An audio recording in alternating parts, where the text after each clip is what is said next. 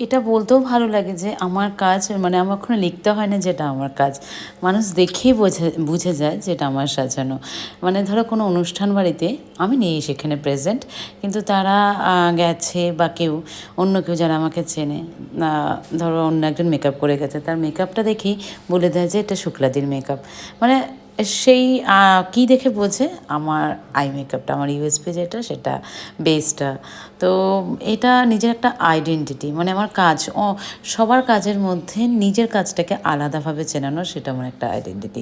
আর এই কমপ্লিমেন্টগুলো যখন তোমাদের কাছ থেকে পেয়ে থাকি, আর তোমাদের কাছ থেকে তো সবসময় পাই, কিন্তু কোনো আর্টিস্ট মানুষের কাছে যখন পেয়ে থাকি, সেও বড় মাপের আর্টিস্ট, আমারই এক ভাই, জানো তোমরা সবাইকে, ঋষিকেশকে, সে যখন আমাকে ফোন করে বলে যে দিদি মানে অনেক মানুষ এসে মানে সাজানো দেখেই বলে যে এটা শুক্লাদির সাজানো।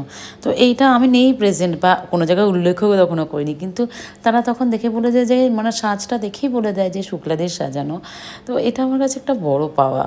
হয়তো এতদিন এইটুকু হয়তো অ্যাচিভ করতে পেরেছি যে নিজের কাজটাকে মানে আলাদাভাবে চেনানো, মানে মানুষ দেখে বুঝতে পারবে যে না এটা আমার সাজানো, মানে চোখের মেকআপ বা যাই দেখে বুঝুক। এটা আমার কাছে একটা অনেক বড় পাওয়া, নিজের একটা ইউএসপি, নিজের একটা আইডেন্টিটি করা।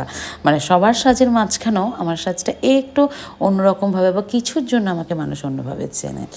প্রত্যেকে তোমরা অ্যাপ্রিসিয়েট করে থাকো, আরও ভালো ভালো কাজ করতে চাই, আরও সুন্দর সুন্দর কাজ করতে চাই। এভাবেই সবসময় বুস্ট আপ করে দেও, এভাবেই ভালোটাকে ভালো, হ্যাঁ খারাপ হলে তখন নিশ্চয়ই বলবে, যাতে আমি আরও ভালো করতে পারি। শেখার শেষ নেই, যে কোনো বয়সে মানুষ শিখতে পারে, যে কোনো সময় শিখতে পারে, সেটা যেন থাকে। অহংকার যেন কখনো মনের মধ্যে না আসে, কখনো সবসময় যেন মাটিতে পা রেখেই চলতে পারি, এই আশীর্বাদ সবসময় করো। আর ছোটোরা সবসময় সাথ দিও আমার। আর তোমাদের স্পেশাল দিনগুলোতে এত স্পেশাল করে যেন তুলতে পারি, আর এইভাবে সবার মুখে হাসি ফুটিয়ে দিতে পারি, মানুষকে আরও সুন্দর থেকে সুন্দরতর করতে পারি। যেন সবাই সুন্দর, বারবার বলে থাকি, কেউ অসুন্দর না, ভগবান সবাইকে, সৃষ্টিকর্তা সবাইকে মানে কিছু না কিছু দিয়ে সুন্দর করে পাঠিয়েছে, সেটাকে এসে তার বিউটিটাকে এনহান্স করা কিন্তু আমার কাজ। আমি কিন্তু কেউ নেই যে সুন্দর করে দিলাম, প্রতিটা মানুষ সুন্দর। আর সবথেকে সুন্দর হওয়া উচিত মানুষের মন, সেটাই তার রিফ্লেকশন মুখ। যদি সুন্দর হয়ে থাকে মনটা, আর মুখের হাসিটা যদি সবসময় থেকে থাকে, তাহলে কিন্তু তোমাকে সব সময় সুন্দর লাগবে, সে সাজলেও কি না সাজলেও কি। যাই হোক, অনেক কথা বলে ফেললাম। থ্যাংক ইউ তোমাদের এত ভালোবাসা পাওয়ার জন্য।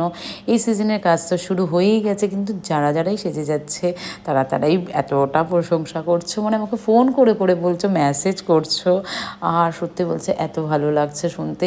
আরও ভাবছি যে আজকে একটু অন্যরকম করবো, আজকের কাজটাকে আর একটু অন্যরকম করবো, এইরকমভাবে প্রতিনিয়ত ভাবছি।